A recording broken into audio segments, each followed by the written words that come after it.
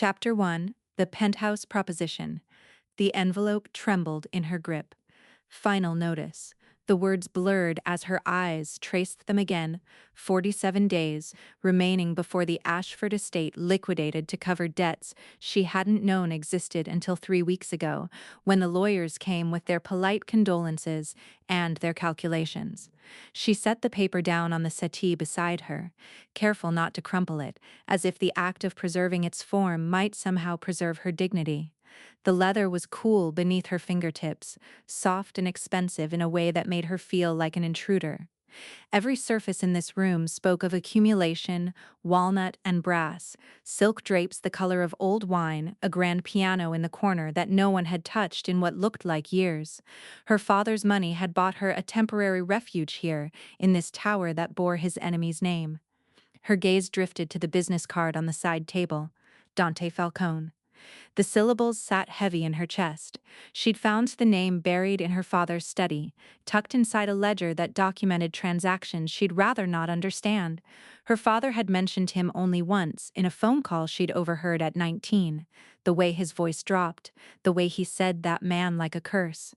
She'd been young enough to think Falcone was just another name in the litany of clients her father represented, another suit in another office. She understood now that she'd been wrong about many things. The elevator chime cut through the silence, a soft melodic tone that nonetheless made her heart stutter. She stood too quickly, her movements jerky and graceless against the elegance of the room, her palms pressed flat against her coat. An old habit, smooth the fabric, appear composed, disappear into the background. Her mother had taught her that before the end, the doors hadn't opened yet. Through the glass she could see the harbor still glittering, indifferent, the ferries crossing like they did every afternoon as if nothing in the world had changed. She thought of her mother's hands on the piano keys, the way music used to fill their house before it became so quiet. She thought of her father's face at the funeral, stone still, offering no tears. The elevator hummed. The indicator light climbed. She wasn't ready. She didn't know if she would ever be ready for whatever waited behind those doors. But she lifted her chin anyway, because she'd learned that readiness was a luxury people like her couldn't afford. The study door opened without a knock. He entered like the room belonged to him, which she realized it did. Dante Falcone filled the space differently than she'd imagined. Not brutish, not the monster her father's voice had conjured. He moved with a deliberateness that suggested every gesture had been calculated, weighed, found necessary. His suit was charcoal, perfectly cut, the kind of clothing that cost more than her father's entire wardrobe had. His eyes found her immediately, gray and flat, assessing. "Sit down, Miss Ashford." She hadn't realized she'd been standing. The chair behind her was leather, deep and wide, and she sank into it more than sat. Her pulse thrummed in her throat as he rounded the desk, his shadow falling across the documents spread before him. He produced a leather folder from somewhere and set it between them with a soft thud. The sound was ordinary, the contents were not. "Your father borrowed against assets he didn't own," Dante said, his voice low and even, the cadence of a man accustomed to being heard without raising his volume. "He signed this mortgage 25 years ago. The interest has compounded." He slid a document toward her. Her father's signature stared back, elegant and loopsome, the same hand that had written her birthday cards. She couldn't look at it long. The sum is considerable. A pause. More than you could repay in a lifetime of piano lessons. The attempt at levity fell flat. She understood the calculation behind it. He wanted her to feel small, manageable, without recourse. Her hands trembled in her lap and she pressed them flat against her thighs, willing them to stop. Why? The word escaped before she could catch it. Dante's expression shifted, something darker flickering behind his eyes. "Your father betrayed my family. This contract restores balance." She wanted to argue, to defend, to say her father was many things but not a traitor. But the word hung between them, undeniable. She thought of the ledger in her father's study, the names she hadn't recognized, the transactions she'd chosen not to understand. "I have an offer." He leaned back, fingers steepled. "Marry me. Become the Falcone name." The debt disappears. Archived. Forgotten. The words hung in the air, suffocating in their simplicity. She understood then what her father must have felt when he'd signed this document, the terrible clarity of having no good choices, only choices that hurt less than others. How long do I have to decide? You don't. His voice left no room for negotiation. Your father made his choice. Now you inherit the consequences. She looked at the contract, at her name printed in her father's hand at the bottom, at the space where her signature would go. Her vision blurred, and she realized her eyes had filled with tears she refused to let fall. Yes, she whispered, the word barely audible, more breath than sound. Dante nodded once, a sharp inclination of his head. He gathered the folder and turned toward the door without another word, his footsteps silent on the hardwood. The door clicked shut behind him.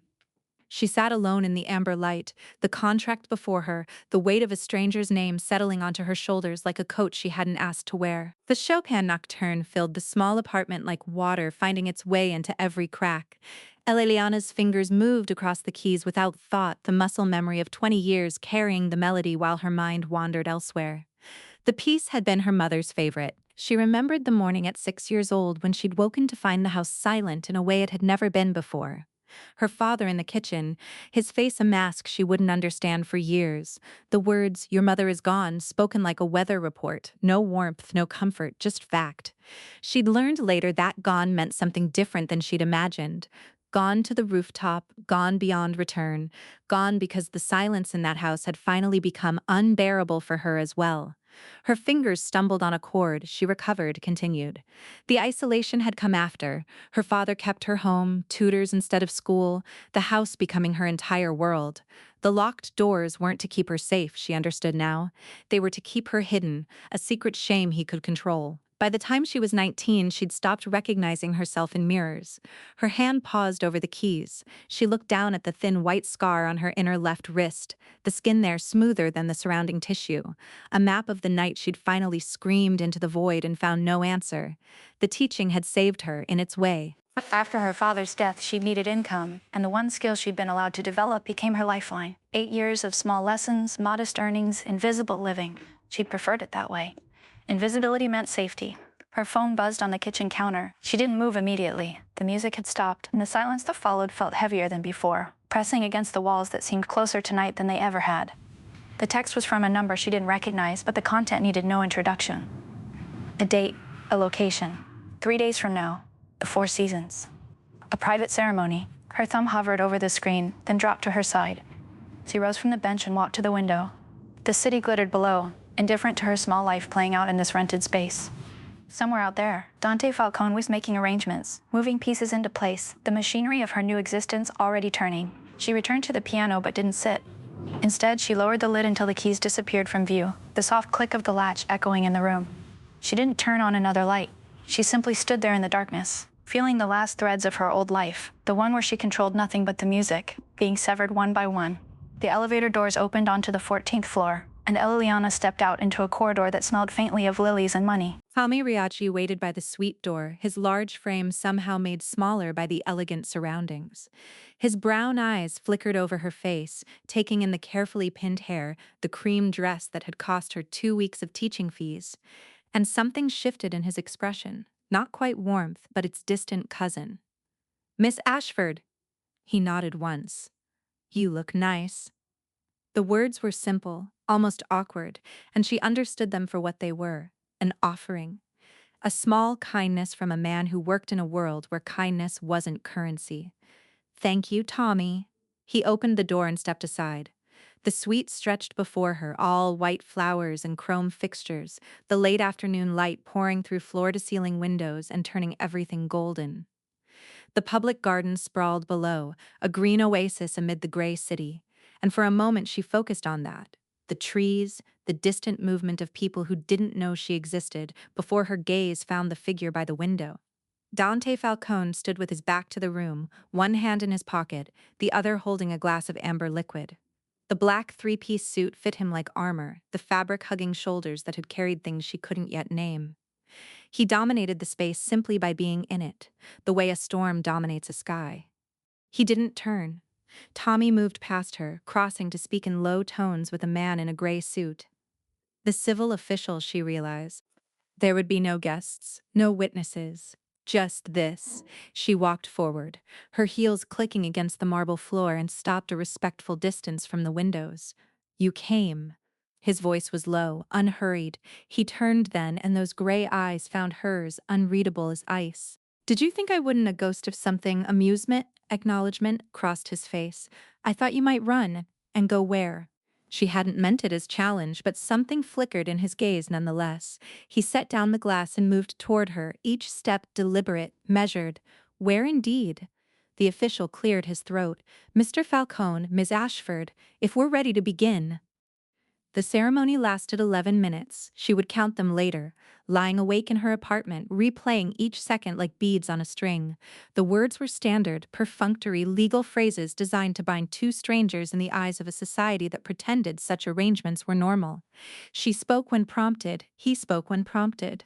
The exchange of rings was purely ceremonial, the platinum band cool and heavy as it slid onto her finger.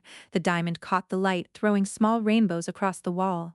Dante's touch was formal. His fingers brushed hers only long enough to complete the gesture, and yet she felt the calluses subtle, telling, the evidence of a life lived in more dangerous territories than corporate boardrooms. When he kissed her cheek, his lips dry and precise at the corner of her mouth. She felt it, the weight descending. Not just his world, but the weight of everyone who had fallen beneath it, the debts and judgments and silent violence that hummed beneath the surface of his name. It settled on her shoulders like a fur coat soaked in rain, heavy, damp, impossible to remove. The official gathered his papers and departed with a polite nod, leaving the three of them in the sudden silence.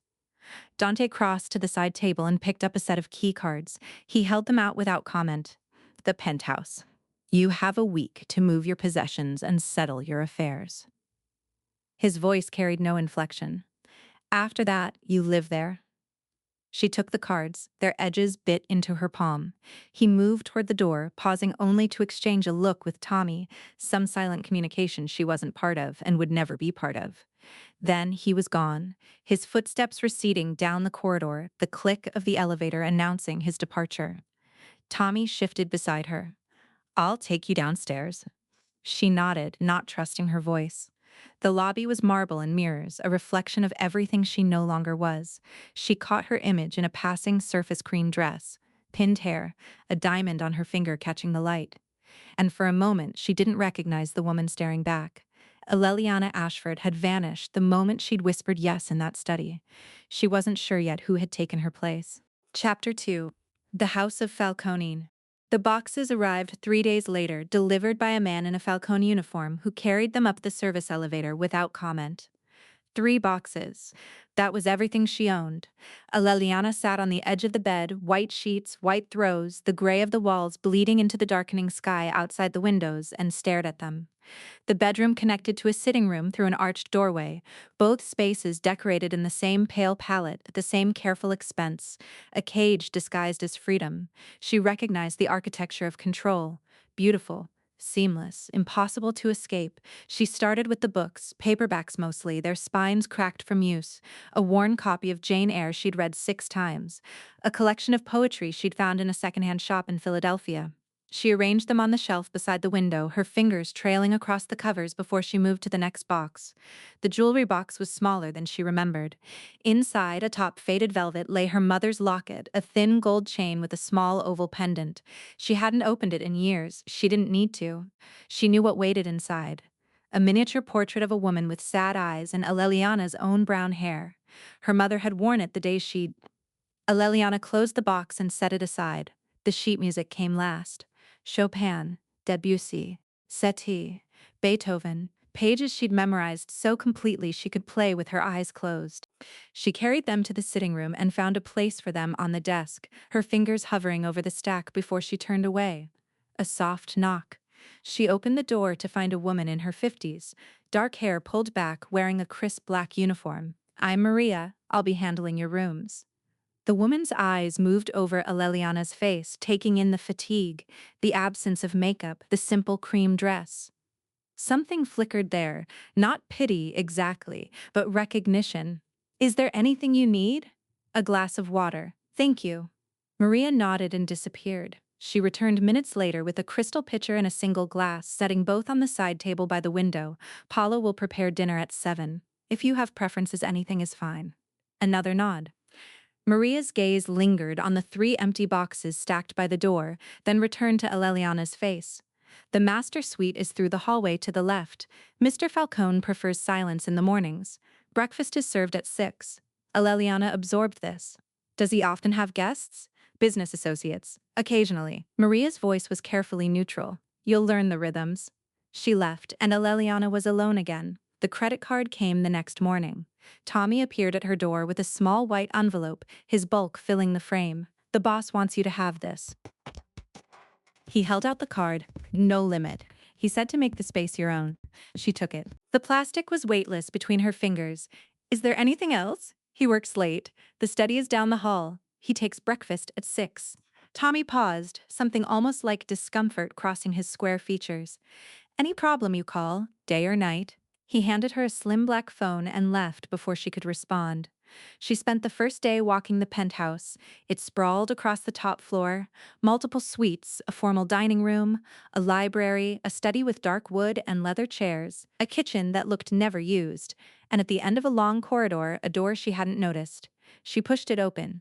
The room was small compared to the others, but the ceiling soared, and against the far wall, positioned where the moonlight would pour across its surface come nightfall, sat a Steinway Grand, black, gleaming, polished to a mirror finish. Her breath caught. This piano was worth more than everything she owned. She sat on the bench that second night, the city glittering 40 stories below, and played. Softly at first, a Debussy prelude she'd learned at 19, her fingers finding the keys like old friends. The music filled the room, delicate and aching, and she let herself disappear into it. When she finished, the silence returned. But something else remained. The study door, visible from where she sat, stood open. She couldn't see inside, couldn't tell if anyone was there. But the darkness within seemed to lean toward her, listening. The morning light fell in pale rectangles through the tall windows, mixing with the rich smell of espresso. Aleliana sat at the small upright piano in the back room, her fingers moving slowly through a simple melody, while Marcus struggled to find the right keys. Again, she said softly, watch your left hand. The boy, 7 years old with dark curls and a gap-toothed smile, pressed down on C, then D, then C again. Better.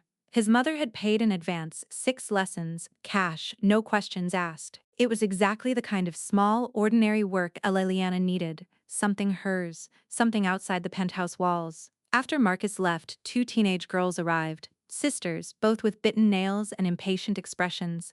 They wanted to learn pop songs, not classical. Eleliana compromised, teaching them a simplified version of a Coldplay track while their mother sat in the coffee shop, scrolling through her phone. It was almost noon when the bell over the door chimed. Tommy walked in, his stocky frame filling the small space. He wore no expression, which itself was a kind of announcement. His eyes found her immediately. We need to talk. He carried a folded newspaper under his arm. Eleliana felt the room tilt before she even saw the headline. The photo was clear, her and Dante at the wedding, her face turned away, his profile sharp and unmoved. The headline cut deeper than any blade. Falcone dynasty unites with disgraced Ashford, name, strategic alliance, or mercy play. She read the article with trembling hands. Mental instability. Years of seclusion. A hospitalization that was never more than a whispered rumor in Philadelphia circles. The article suggested Dante had claimed her out of obligation to her father's memory, a charity case, a damaged woman taken in by a powerful man too honorable to abandon her. The fabrications were elegant in their cruelty, no direct lies, just enough truth twisted into poison. The boss is handling it. Tommy's voice was controlled, a leash on something fiercer. Don't engage with anyone. Don't give statements.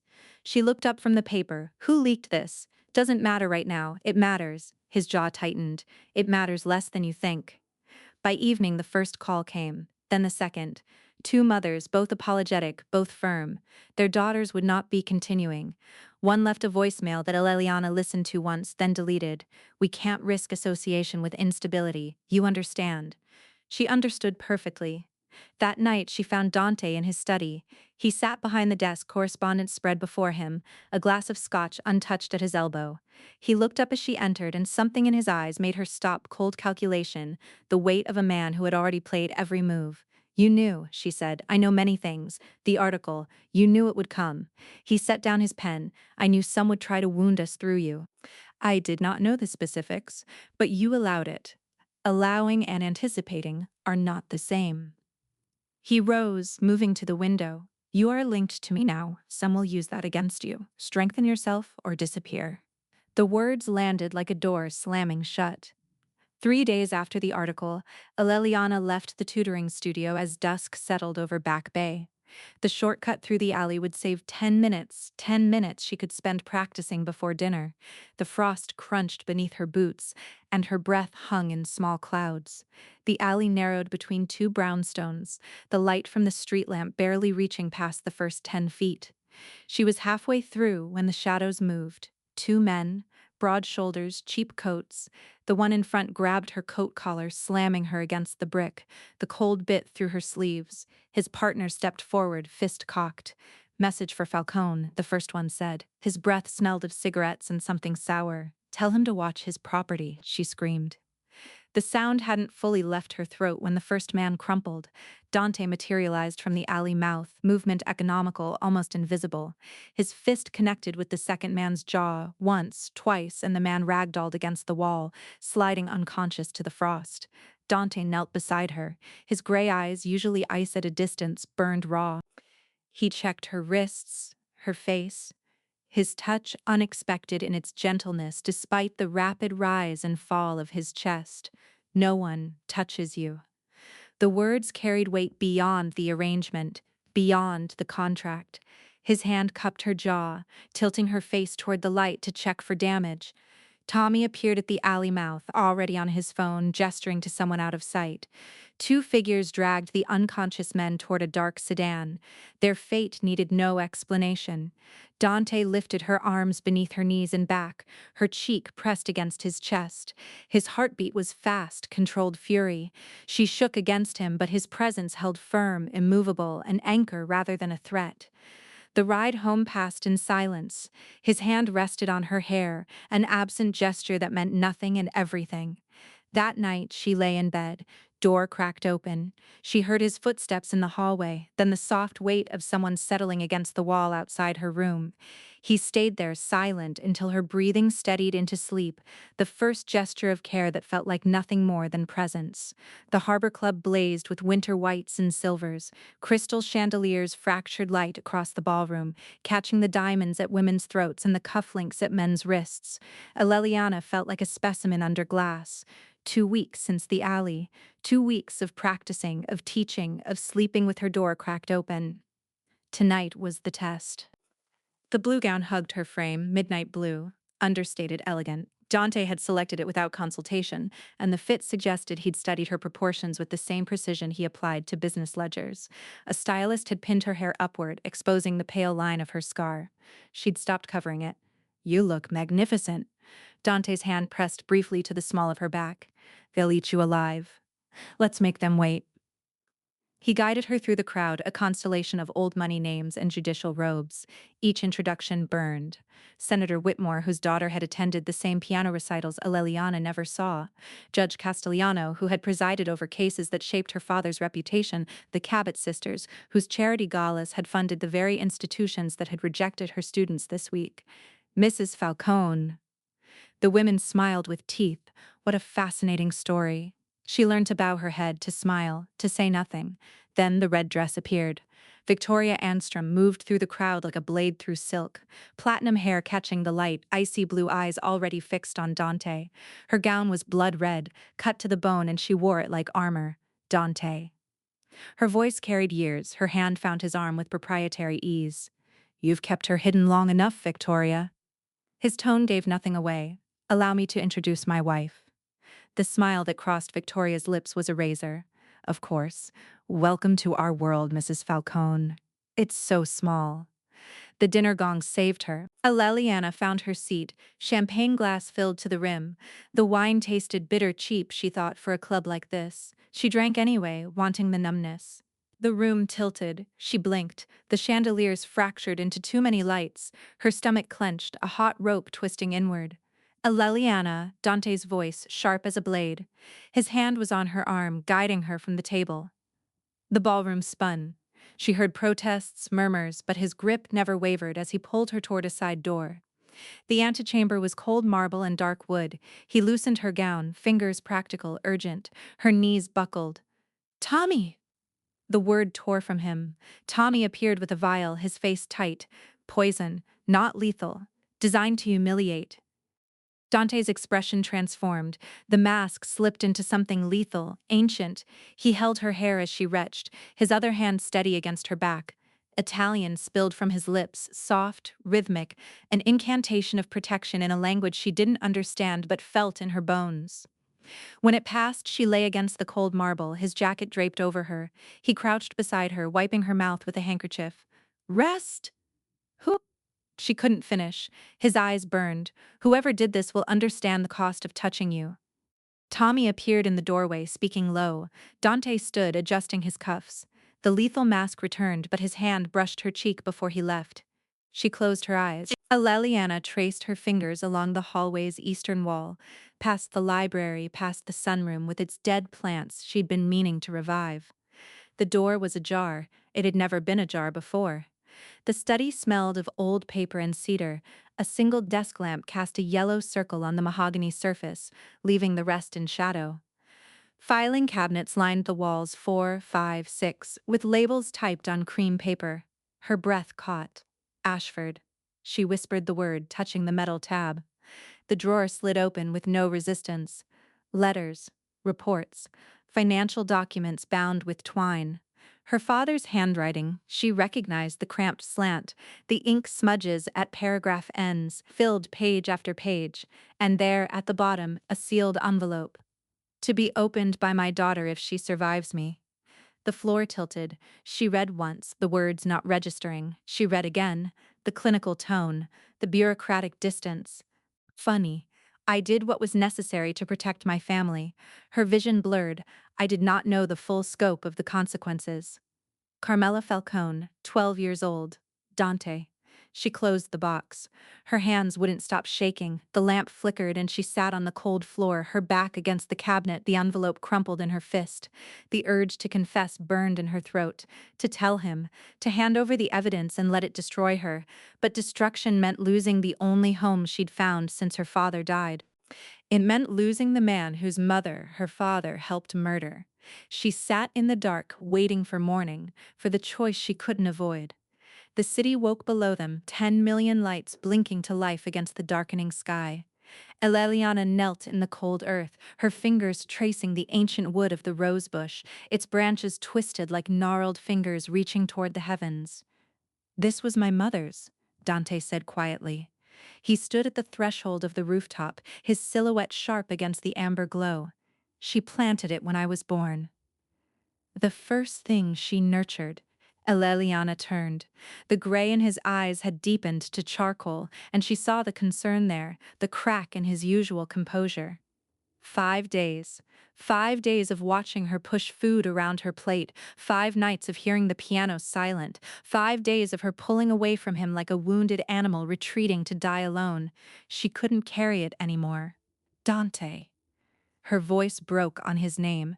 He crossed the distance between them, lowering himself to the cold stone beside her. The roses smelled of winter, faint, almost dead but still clinging to life. She told him.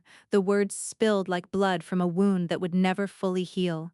Her father's espionage, the documents he'd sold, the intelligence that led to Carmela Falcone's death. Her own hands, turning the pages in the study, learning that the man she married had lost his mother because of the man who made her. She waited for the explosion, for the violence she knew lived beneath his tailored suits. Dante went still, not the controlled stillness of a man surveying his empire, but the absolute motionlessness of someone whose foundations had just crumbled. His jaw tightened, his hands curled into fists at his sides. She realized his control was the only thing holding him together, an internal collapse contained by sheer will. You knew. His voice was flat, stripped of everything. For 5 days, the silence stretched between them, vast and terrible. She watched him struggle with the underworld code, the demand for blood, for retribution, for the debt to be paid in full. She was complicit, the marriage null, the contract void. She was the enemy or the enemy's daughter or something worse. Dante pulled her close. She felt him shake, not with violence, with grief or rage or the dismantling of every wall he'd ever built. His arms around her were not a cage but a shelter, and she understood that whatever came next, whatever code demanded payment, he had already made his choice. Don't lie to me again. The request was so human, so raw that she felt tears spill down her cheeks. The marriage had crossed from transaction into something far more dangerous: actual feeling, actual risk, actual stakes. He took her hand and led her to the new rose bush beside the ancient one. The sapling was small, tender, barely surviving the cold. I planted this the day I married you. His voice was rough. I didn't know why then, she understood. A beginning, a choice to build something new beside the monument to loss. When he kissed her, it was not a display of possession, it was an act of faith, a decision to stay, to build, to forgive. The city blazed below them, and somewhere in the distance the old code waited. But here, on this rooftop, two people who had only known transaction chose something far more dangerous. They chose each other. The study smelled of old paper and expensive bourbon. Tommy laid another folder on the desk, the photographs inside spilling across the polished surface. Victoria Angstrom entering the Harbor Club 3 hours before the dinner. The bribed server slipping something into a champagne flute. Two men in the Back Bay alley receiving instructions from an account number traced back to a shell company she controlled. 72 hours, Tommy said. That's all it took. Dante picked up one photograph. Victoria's face, caught in the club's amber light, wore the expression of someone who believed themselves untouchable. He set it down without comment. The assault in Back Bay. Her people. Direct payment. 2,000 cash, hand-delivered to a runner she uses for sensitive work. Tommy's jaw tightened. The poisoning was cleaner. She cultivated a server, Marcus Chen, been at the club for 6 years. Victoria paid his mother's medical bills for 3 years to keep him compliant. The gossip about Miss Ashford's mental health came from journalists she seeded with quotes. She wanted her discredited before she made a move. Dante's fingers traced the edge of the desk and the motive. Tommy hesitated. Intercepted communications. She paused, choosing words.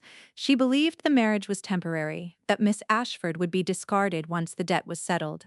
She expected to be the one who stood beside you after. The silence in the room turned sharp. Eleliana stood by the window, her arms crossed, watching the city lights blur through the glass.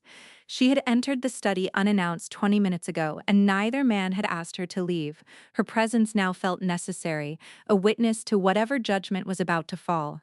Dante's voice dropped to something cold enough to freeze wine. Find everything she owns, every account, every holding. Archive it. Tommy's expression tightened almost imperceptibly. In their world, that command meant liquidation, seizure, preparation for exile, or worse. He nodded once and turned toward the door. Wait. The word came from Eleliana. She hadn't moved from the window, but her voice carried the weight of someone who had thought carefully about what came next. Dante turned to look at her. You have something to say. She will leave Boston. His voice didn't waver. She will live out her life knowing what she lost. That is sufficient. Tommy's eyebrows rose slightly. He glanced at Eleliana, then back at Dante, the question clear in his silence. But he didn't speak it. He simply waited. Aleliana's arms loosened at her sides. She understood what Dante was doing.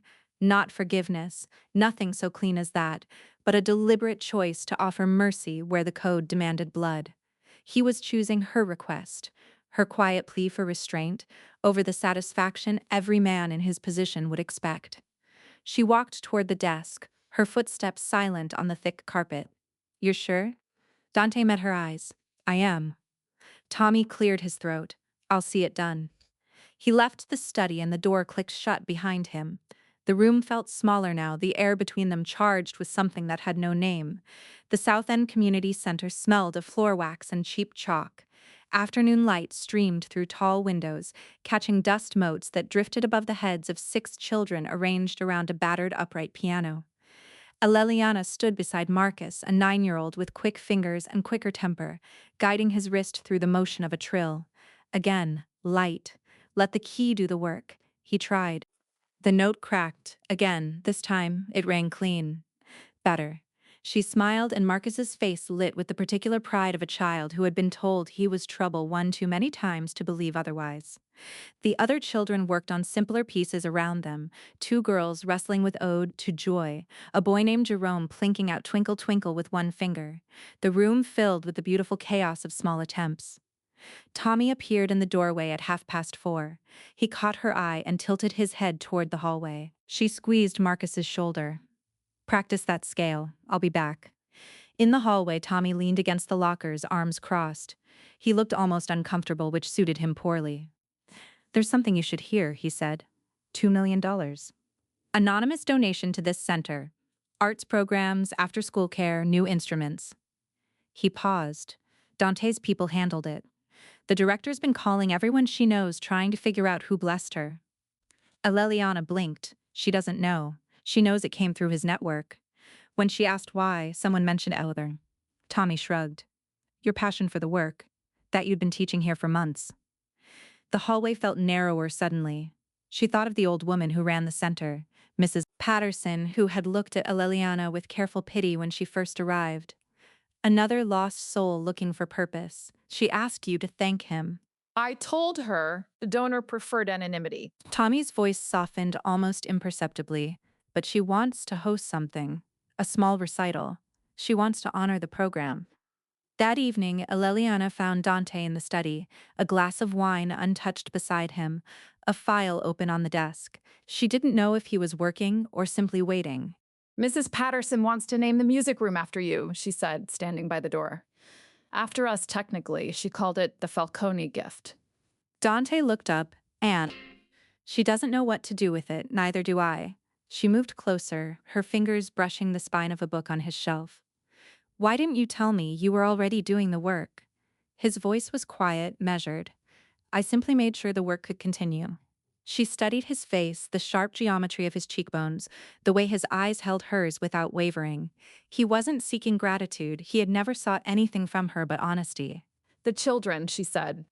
There's a boy, Marcus. His mother works double shifts at the hospital. He's been told his whole life he's destined for trouble. Today, he played a Bach prelude without a single mistake, and he looked at me like I'd given him. She stopped, searching for words, like I'd given him permission to be something other than what people expect. Dante set down his pen. His attention, always complete, now felt like a physical weight, focused entirely on her. "I'm not trying to earn forgiveness," she said. "I'm not trying to undo what my father did. But this Edener," she gestured vaguely toward the window, toward the city beyond, toward the community center and the children and the life she was building. "This is real. This is what I can offer." He rose from the desk and crossed the room, stopped before her, not touching but close enough that she could feel the warmth radiating through his shirt. "You've always been more than that contract," he said. "You simply hadn't found the evidence yet." She held his gaze, and in his eyes she saw what she had needed for so long. Not absolution, but recognition. He saw her, not the debt, not the name, her. Tommy entered without knocking, which meant it was serious. He crossed the study and placed a cream envelope on Dante's desk, the wax seal unbroken, 7 interlocking circles pressed in black ink. Dante didn't reach for it immediately. He studied Tommy's face, then the envelope, then looked toward the window where the city glittered 50 floors below. "Talk to me," he said. "The commission summoned you and Mrs. Falcone. Greenwich. 5 days." Tommy's voice carried the flatness of a man delivering news he didn't like. "They've called a full adjudication." Aleliana set down the book she'd been holding. Dante broke the seal. He read the document once, his expression unchanged, the careful blankness that meant he was calculating. He read it again, then he handed it to her. The language was formal, dense with the weight of old customs. The commission would examine the matter of Jonathan Ashford's betrayal, the information he sold, the death it caused, and the adequacy of the recompense rendered through marriage. "They will demand proof," Dante said quietly, "of your father's actions, of why I chose to keep you." Aleliana looked up from the page. She understood what he was offering: a public confession, a presentation of the evidence, a plea for mercy before 7 families whose power operated in absolute shadow. She nodded. Dante reached across the desk and took her hand, the first public gesture of tenderness in this room where so many deals had been struck and lives decided. "If they decide to execute you," he said, matter-of-factly, "I will burn the city down." The words hung in the air between them. No heat in his voice, no dramatic flair, simply a statement of fact, delivered the way a man might describe the weather. Eleliana believed him. In believing him, she understood the full cost of their marriage. His love had become a weapon pointed at the world. Not at her, never at her, but outward toward anyone who would dare judge her. She had married a man who could bring empires to their knees, and he had just told her he would do exactly that if the commission made the wrong decision. Tommy shifted his weight in the doorway. "I'll ready the car for Greenwich." "Not yet." Dante didn't release her hand. "We have 5 days. We'll prepare." After Tommy left, Eleliana sat in the silence of the study, the envelope between them, the weight of 7 families waiting to pass judgment. Dante's thumb traced circles on her palm, absent, meditative, the gesture of a man who had already begun planning how to dismantle the machinery of old power. She had come to him with nothing but debt and shame. Now she had this, a man who would burn cities for her. Maria's hands moved with practiced efficiency, lifting the black silk gown over Eleliana's shoulders. The fabric settled against her skin like cool water, severe, elegant, without ornamentation. It draped like armor. In the mirror, Eleliana barely recognized herself. Her hair had been arranged with careful sophistication, pinned in soft waves that framed her face. Her makeup was understated, emphasizing the sharpness of her cheekbones rather than hiding the exhaustion beneath her eyes. She looked like someone who belonged in this world of polished surfaces and hidden knives. But she knew better. "You look beautiful, Mrs. Falcone," Mayra said quietly. Eleliana didn't correct her. The title still felt foreign, a costume she was still learning to wear. The doorframe darkened. She caught Dante's reflection before she turned navy suit, immaculate, the fabric cut to emphasize his broad shoulders. He filled the space simply by being present, the way a storm fills a room before the first crack of thunder. "You don't have to do this," he said. They both knew it was a lie. The commission had summoned them. Refusal would be interpreted as guilt, as weakness, as an admission that the Ashford bloodline remained what it had always been, treacherous and unworthy of mercy. She turned to face him anyway. "Your mother deserves the truth. So do you." Dante stepped closer. His hand rose to her cheek, his thumb tracing the line of her jaw. The gesture was so tender it cracked something open in her chest. This man who had built his life on control, on distance, on the careful management of every variable. He had chosen her.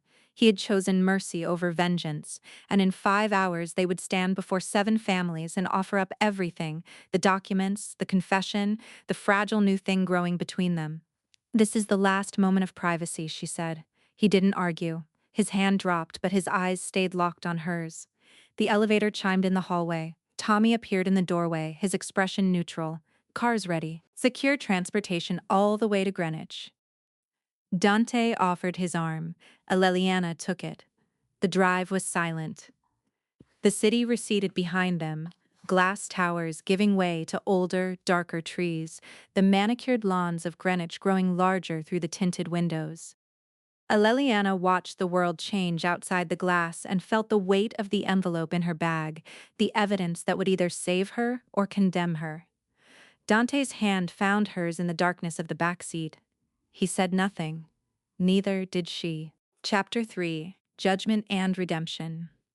The Greystone mansion rose from the Connecticut countryside like a monument to old power. Eleliana stepped from the car onto gravel that crunched beneath her heels, the black silk of her gown catching the late morning light. Dante's hand found the small of her back, a steadying presence, as they approached the entrance. 2 men in dark suits opened the double doors. The interior smelled of wood polish and something older, something that whispered of decisions made in rooms like this one, decisions that ended bloodlines or spared them. Tommy had remained in the car. This was something they had to face alone. The hallway stretched before them, lined with portraits of men whose names appeared in history books and police files alike. Eleliana kept her gaze forward, her pulse loud in her ears. The chamber door was heavy oak. It swung open without sound, 7 chairs arranged in a semicircle, each occupied by a figure who carried the weight of decades. At the center sat Don Carmine Toro, white-haired, small but piercing, his black eyes sharp as broken glass. The others blended into shadow, their faces secondary to the authority he radiated. "Mr. Falcone," Don Carmine's voice carried the gravity of a sentencing. "You may speak." Dante stepped forward. His voice was controlled, absolute, the words practiced and true. I married Aleliana Ashford to bind the wound my family suffered, not to deepen it. He paused, the silence heavy. Jonathan Ashford betrayed us. His daughter bears no guilt for his crimes. She is worthy of the protection of the Falcone name. The words settled into the room like stones dropped into still water. Don Carmine's gaze shifted to Aleliana. You may speak. She stepped forward, her heels clicking against the hardwood. The envelope in her hands felt like a physical weight, the evidence of her father's final betrayal. She placed it on the table. My father committed a crime that cost Dante Falcone his mother. Her voice remained steady, though her hands trembled slightly. I cannot undo that. I can only offer the truth and my commitment to honoring Carmela Falcone's memory. She spoke of the community center, the tutoring programs, the resources committed to the South End, tangible restitution, real work. One of the bosses leaned forward, his voice sharp. Why should we believe this isn't another Ashford deception? Aleliana met his gaze. Because I have nothing left to lose and everything to build. I choose truth over survival. I choose to rebuild what my father destroyed. The chamber fell silent. Don Carmine studied her for what felt like an eternity. His black eyes assessed not just her words but her character, her capacity for change, her authenticity. Then he spoke. The evidence will be archived. The matter is closed. He paused. The Ashford name has been rehabilitated through the Falcone Union. Should further betrayal occur, the penalty will be absolute and collective. Another pause. The Commission recognizes Eliana Falcone as a woman of integrity. She and her husband may depart with the Commission's blessing. Dante's hand found hers, his fingers wrapped around hers, warm and sure. They turned toward the door, toward the light spilling from the hallway, toward the future the 7 families had granted them. The departure terminal at Logan Airport hummed with the quiet machinery of travel, rolling suitcases, boarding announcements, the shuffle of passengers heading nowhere in particular. Gray winter light streamed through floor-to-ceiling windows, casting everything in a pale, indifferent glow. Victoria Angstrom walked between 2 men in dark coats, her platinum hair immaculate, her posture rigid. A single suitcase rolled behind her, its worn handle the only sign of the life she was leaving behind. 48 hours. That was all the Commission had granted her to disappear. Tommy walked ahead, his expression blank. The terminal had been cleared of other travelers in this section, a small courtesy, or perhaps a warning. Victoria's assets had been frozen, her accounts seized, her networks dismantled overnight. She moved through the empty gate area like a queen in exile, her couture blood-red gown out of place among the travelers in jeans and sweaters. She stopped. Dante and Eliana stood at the edge of the terminal, waiting. Victoria's face settled into a mask of controlled rage. She stopped walking, and the men flanking her paused accordingly. You chose weakness over power. Her voice was low, precise, aimed at Dante. She will destroy you eventually. Dante's response came quietly. No, she will build with me. Victoria's gaze shifted to Eleliana. You think he loves you? He loves control. You are simply the newest tool. Eleliana met her eyes without heat. I know who he is. I choose to stay anyway. For a moment, something fractured behind Victoria's icy blue eyes. The woman who had spent 15 years manipulating power from the shadows, who had positioned herself beside Salvatore Falcone and waited for her moment. Her moment was gone, severed. She had been cut from the equation entirely. Tommy murmured something to Dante as Victoria turned toward the security line. She'll likely be dead within a year, alone, in some foreign place. Dante's expression carried no satisfaction. That is her choice now. Victoria disappeared through the security checkpoint, her single suitcase vanishing with her. Eleliana's hand found Dante's, their fingers intertwined. They left the airport without looking back, stepping into the gray Boston morning where the city waited, vast and cold and full of possibility. The first case arrived on a Tuesday in late March. Eleliana was teaching a 7-year-old to play Fida Elise when Maria's call came through. The community center director's voice cracked across the line. 3 residents from the same building had collapsed with high fevers and breathing difficulties. By nightfall, 7 more had been hospitalized. Aleliana called Dante from the parking lot, her hands still trembling from the sight of the paramedics loading an elderly man onto a stretcher. "I'm coming down," she said. "You're not going anywhere near that building tonight. Dante, Ellie." His voice carried the weight of command, but beneath it she heard the fear. "We don't know what this is yet." But they would learn soon enough. Within a week, the South End had become the epicenter of a respiratory virus that preyed on the vulnerable, those living in crowded housing, working essential jobs without sick leave, lacking the insurance or savings to isolate. The hospitals filled, the morgues filled, and the community center, which had once offered piano lessons and after-school programs, became a triage center. Dante dispatched 12 men from his security detail to establish checkpoints around the neighborhood. Private doctors, ones who owed him favors or were paid handsomely for their silence, set up a makeshift clinic in the center's gymnasium. Tommy drove 3 truckloads of N95 masks, hand sanitizer, and oxygen tanks from a Falcone warehouse in Chelsea. Leliana worked 18-hour days. She coordinated with public health officials who were stretched thin, advocating for testing sites in the neighborhood. She called in favors from the Harbor Club contacts, securing donations of food and medicine. When the city council delayed emergency funding, she sat across from the mayor himself and laid out the death toll in terms he couldn't ignore. "You're the wife of a crime boss," one journalist remarked during a press conference, his tone more accusation than question. "Why should anyone trust your numbers?" Aleliana met his gaze without flinching, because those numbers are people, they're names. They're the grandmother who lives alone on Washington Street, the bus driver who showed up sick because he couldn't afford to stay home.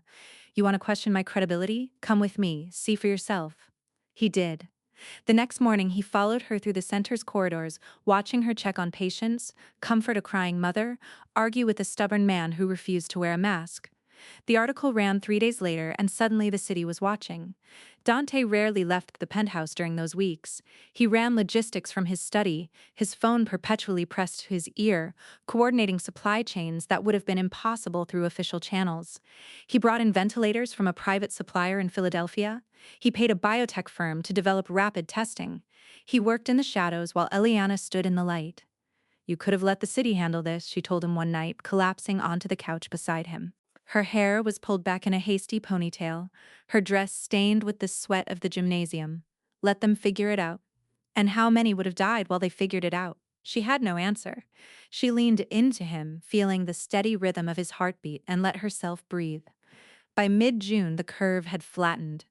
The last patient was discharged on a Thursday to applause from staff and volunteers. Eleliana stood in the gymnasium, now empty of hospital beds, and watched the sunset through the windows. The Boston Globe profile ran the following Monday. Dante Falcone, underworld legend, and his wife Eleliana have quietly transformed the South End into a model of community resilience. The woman who was once accused of instability has become a beacon of leadership. She read the article twice, then she folded the newspaper and placed it in a drawer beside her father's letter. She was no longer the girl who hid. She was no longer the contract, the debt, the punishment. She was simply herself. The rooftop garden glowed in the late spring afternoon, pale pink roses heavy with bloom on the ancient bush Carmela had planted decades ago. Eleliana knelt in freshly turned soil, her fingers working compost into the earth beside the prepared beds. 3 new bushes waited, deep crimson, pale yellow, white, selected to bloom in succession through the seasons. Dante emerged through the glass door, his suit jacket discarded, his shirt sleeves rolled to the elbows. He knelt beside her without speaking and took a trowel from her hands. They worked in synchrony, passing plants and soil, their movements finding a rhythm that needed no words. The golden light softened the sharp lines of the city, turning the harbor into a ribbon of amber. "For Carmela," Leliana said, gesturing toward the ancient bush. Dante's hands stilled for a moment. Then he nodded toward the new plantings. "For us." The sun crept lower, painting the sky in shades of copper and rose. Eleliana's back ached pleasantly from the work. She sat back on her heels and wiped her forehead with the back of her glove. Dante pulled her close, and she rested her head against his chest. His heartbeat pulsed steady and strong beneath her ear. "I was supposed to destroy you," he said quietly, "to use you as a tool for justice, to make you disappear." Eleliana closed her eyes. "I know," she replied. "Instead, you chose to build something. I chose you." His fingers brushed her hair, tucking a strand behind her ear. The distinction mattered, the shift from strategy to genuine selection, from possession to partnership. The door opened again. Tommy stepped onto the rooftop, his usual stoic expression softened by something that might have been warmth. Boss, he paused, glancing at Eliana. 2 births this morning, both families from the South End programs you funded, both baby girls. Dante's grip tightened slightly on Eliana's shoulder. Names, Carmela. Both of them. Eliana's breath caught. Tears spilled down her cheeks before she could stop them, falling onto the soil where new roots would take hold. She understood what this meant. Not just the honor of the name, but the cycle being rewritten. The violence that had defined 3 generations was being replaced by something else entirely. Dante lifted her chin with his finger, brushing the moisture from her face with his thumb. She would have liked them, he said. Eliana nodded, unable to speak. The roses swayed gently in the evening breeze, pale pink and crimson and gold, living monuments to what had been lost and what was still being built. The study had transformed over the months. What once held only cold functionality now breathed with warmth, bookshelves lined with volumes Eliana had selected, sheet music stacked on the side table, photographs gradually appearing on the walls in simple frames. The space had become theirs. Eliana sat in the leather chair across from Dante's desk, her hands clasped in her lap to keep them from shaking. The evening light stretched long shadows across the floor, softening the edges of everything it touched. Dante looked up from the document he'd been reviewing, his gray eyes catching the tension in her posture. He set the paper down. "You're trembling," he observed. "Not with fear." She unfolded her hands and reached into the pocket of her cardigan, pulling out a small white object. She placed it on the desk between them.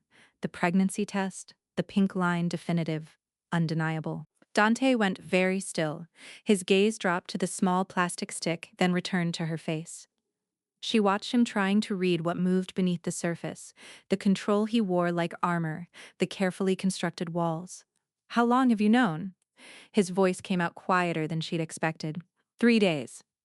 She held his gaze. "I wanted to be certain before I told you, before I let myself believe it." He stood abruptly, the chair scraping against the hardwood. He moved around the desk and pulled her up from the chair, his hands cradling her face with a gentleness that still surprised her after all these months.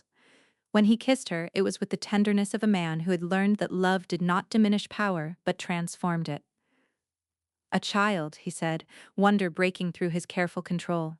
His thumb traced her cheekbone. "Our child." Eliana nodded, tears spilling down her cheeks before she could stop them. "Our daughter, I think.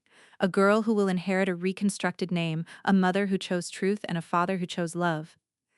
Dante pulled her close, one hand resting against the back of her head, the other wrapping around her shoulders. She pressed her ear to his chest, listening to the rapid beat beneath the steady rhythm. "She'll have all of that," he murmured into her hair. "And more. She'll have a mother who plays Chopin when the world goes quiet, who kneels in garden soil and plants roses for the dead. She'll have a father who finally learned what it means to choose something for himself." The penthouse held them in its quiet. Outside, the city continued its indifferent hum, but in here, surrounded by the evidence of their transformation, the books, the music, the photographs, the roses blooming on the rooftop, the marriage that began as a contract sealed by debt became something sacred. A vow made not by force, but by genuine devotion. Dante held her as the light faded, and Eliana let herself believe that some things once broken could be rebuilt into something stronger than before. The Harbor Club had transformed since that night. Where once the crystal chandeliers had seemed to mock her as her vision blurred, now candlelight danced across white rose centerpieces, casting a warm glow over the assembled guests. Eliana adjusted the silver fabric of her gown, the silk draped carefully over her growing belly. Dante's hand found the small of her back as they entered the main hall. 6 months had shaped them, her into someone who no longer flinched at crowds, him into someone who allowed tenderness in public. The other families had taken notice. Don Carmine stood at the head of the room, his white hair catching the light like spun silver. He raised his glass, and the room fell silent. "We began this evening with the question of justice and recompense." His voice carried the weight of decades. "Today, we conclude with the recognition that true power is not the ability to destroy, but the capacity to rebuild." To Dante and Eliana, architects of a new legacy. The 7 families raised their glasses in unison. Eleliana felt the weight of that gesture absolution broadcast through hidden networks, a seal of approval that would ripple through every corridor of power in the city. After dinner, Don Carmine beckoned them to a quiet alcove overlooking the harbor. The city lights glittered below like scattered diamonds. Your daughter will inherit a name cleansed of betrayal. He clasped his hands before him. Raise her with wisdom. The commission will protect her as one of our own. Eleliana bowed her head, the gesture formal but sincere. Thank you, Don Carmine. Dante's arm tightened around her waist. We won't forget this. The old man nodded once, then returned to his guests, leaving them alone with the night air and the sound of the city breathing around them. The contractions came in waves, each one threatening to shatter what remained of her composure. Eleliana gripped the bed rails, her knuckles white, her breath coming in short gasps. Dante never left her side. His hand stayed clasped around hers through every surge of pain, his thumb tracing circles on her skin. But his control, the armor he wore like a second skin, was cracking. She watched his jaw tighten with each cry that escaped her lips. His ice-gray eyes, usually so composed, flickered with something raw.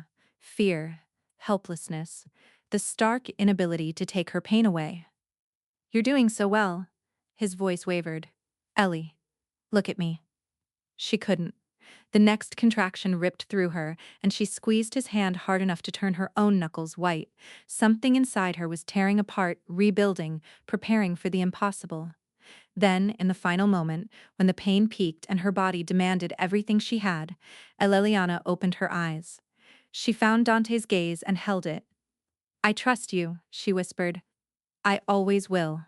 His expression fractured. For a heartbeat, she saw the boy he once was, abandoned, grieving, vowing never to be weak again. Then she saw the man he had become, her husband, her anchor, her future. At 47 p.m., the cry filled the room. The midwife placed the infant on Eleliana's chest warm, impossibly small, perfect, pale skin, dark hair already thick on her head, sharp bone structure from her father, warm brown eyes blinking up at her from beneath heavy lids. Eleliana's tears fell onto her daughter's face. She was here, real, theirs. Dante reached out. His finger trembled as he touched his daughter's cheek, tracing the curve of her tiny jaw. The transformation was immediate and absolute. The man who had built an empire on calculated menace, who had weaponized grief into power, who had learned to love only through loss, his face dissolved into something Eleliana had never witnessed: absolute tenderness. The complete dissolution of every wall he had ever constructed. What will we name her? Eleliana asked, her voice barely a sound above a breath. Dante swallowed hard. His throat worked, and when he spoke, his voice was hoarse with emotion. Carmela. He looked at his daughter, then at his wife. For my mother, and for the forgiveness that allowed us to become this. When he lifted his daughter into his arms for the first time, the room held its breath. The man shaped by vengeance and loss became a father. The future pivoted toward healing. Tommy, stationed outside the delivery room, heard the infant's cry through the door. He leaned against the wall, crossed his arms, and allowed himself a rare smile. A new generation had arrived. The music wing hummed with possibility. 30 children bent over keyboards, their small fingers hunting for keys, producing a symphony of scales that tangled and separated and found each other again. Eleliana stood near the window, arms crossed, watching teachers she had trained move between the rows. Marcus sat at the grand piano in the front, 9 now, his shoulders squared with confidence.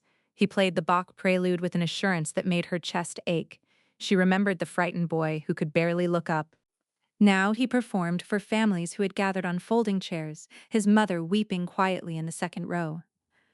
Dante sat in the back corner, one ankle crossed over his knee. He wore a charcoal suit, out of place among the parents in jeans and sweaters, but his expression belonged nowhere near the Falcani Empire. Pride. That was the word, though she would never say it aloud. He watched her as much as he watched the children. When Marcus finished, the room erupted in applause. Eleliana caught her husband's eye across the sea of heads. He rose, straightening his jacket, and made his way toward her. He'll be ready for the conservatory audition by 12, she said. He'll have the Falcani name behind him. She shook her head. He has his own name. That's enough. The rooftop garden greeted them in waves of color. May roses climbed the trellises, their fragrance thick in the warm air. The ancient bush stood at the center, gnarled and magnificent, surrounded by newer plantings that bloomed in succession from March through October. Carmela tottered ahead of them, her chubby legs carrying her from bush to bush with single-minded purpose. At 18 months, she had mastered 3 words: Mama, Papa, and, inexplicably, Rose. She pointed at a bloom, babbling something that might have been a sentence.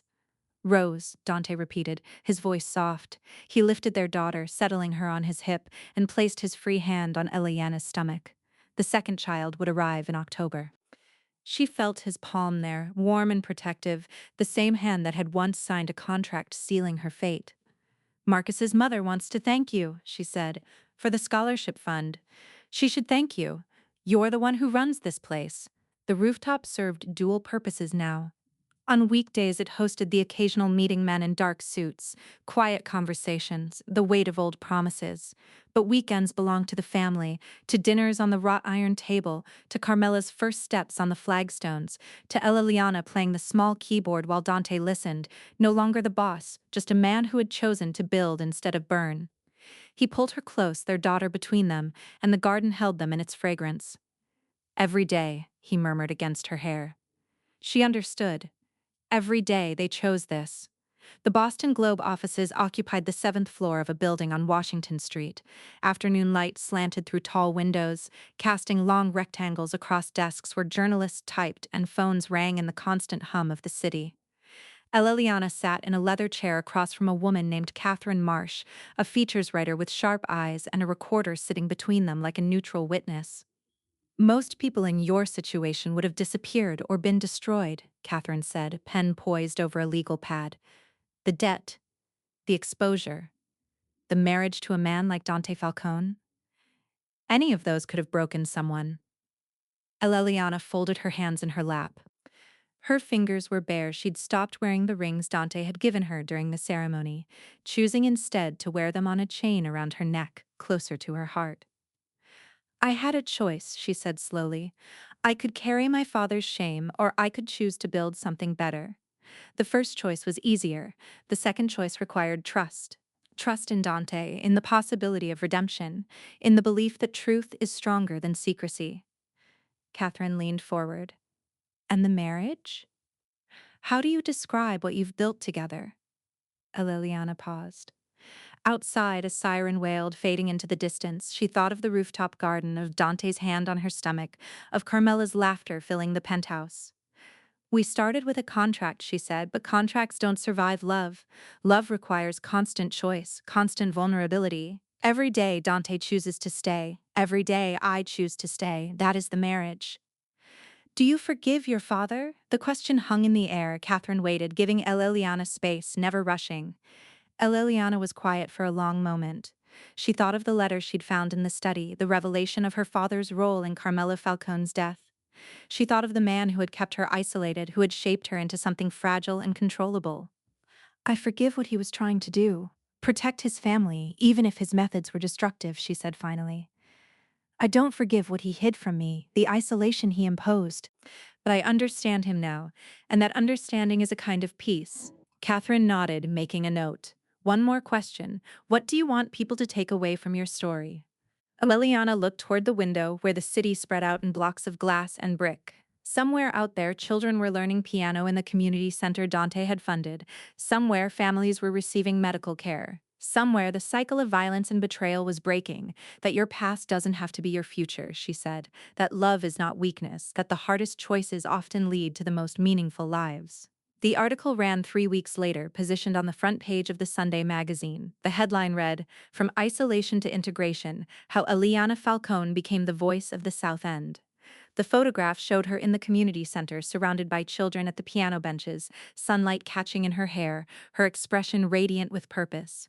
Beside it, Dante read the article at his desk, a rare softness in his gray eyes. The city glittered beyond the floor-to-ceiling windows, a sea of amber and white lights that pulsed with the heartbeat of millions.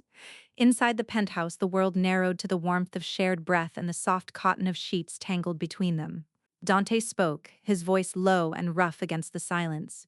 When I married you, I believed in vengeance. I believed in the code an eye for an eye, a death for a death, power as the only language that matters. Eleliana stayed still, her body pressed against his, listening to the steady rhythm of his heart beneath her ear. The words hung in the darkness, raw and unfamiliar, from a man who had built his life on control. You changed that. His hand moved absently along her spine, tracing the curve of her vertebrae. Not by being weak, but by being brave.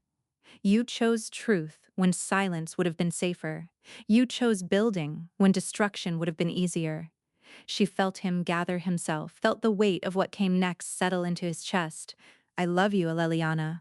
Not as a possession, not as recompense, as a person I choose every single day. She turned to face him. In the darkness, his features were barely visible, just the sharp line of his jaw, the faint gleam of his eyes.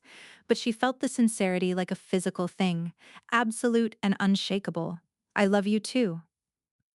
Her voice barely rose above a whisper, not because you saved me, though you did. Because you let me save myself. Because you chose to heal instead of hurt. Because you chose us. His mouth found hers in the darkness, a kiss that said everything words couldn't carry.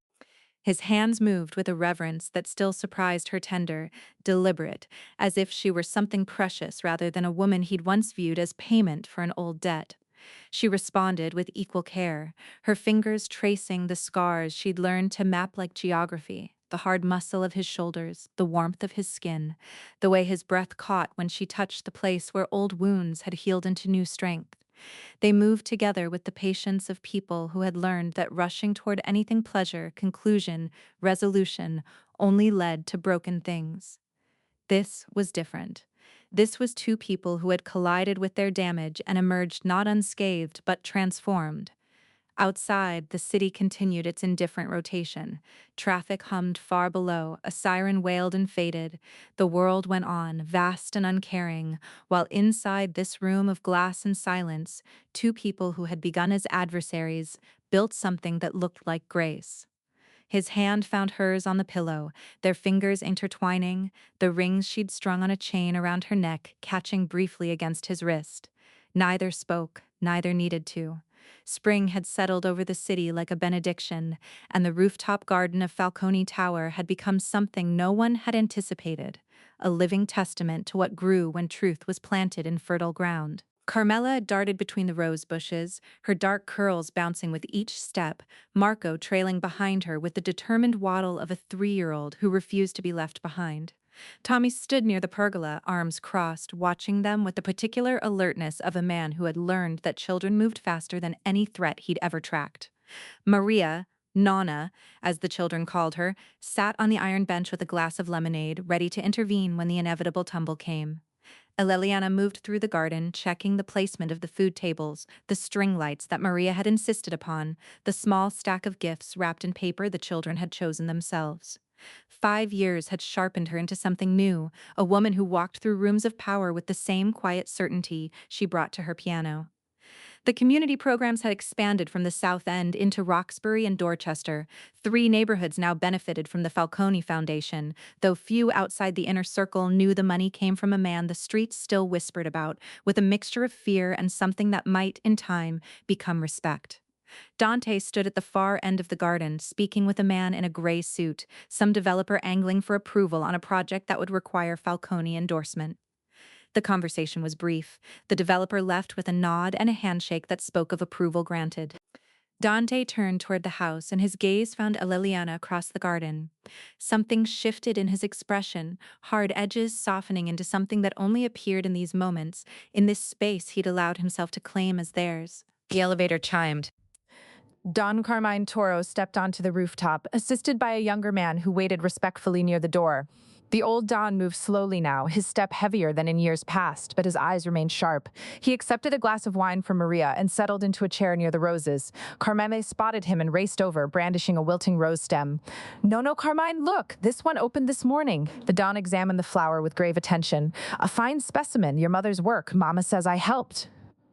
Carmela beamed and raced back to her brother. Don Carmine watched her go. The smile that crossed his face was rare, the expression of a man who had spent decades adjudicating betrayals and deaths, who had built his authority on the certainty that mercy was a weakness until he learned otherwise. The afternoon stretched into golden hour. The children had been corralled for cake, their faces smeared with frosting, Marco wearing a crown one of the staff had fashioned from cardboard. Eleliana laughed at something Maria said, the sound carrying across the garden.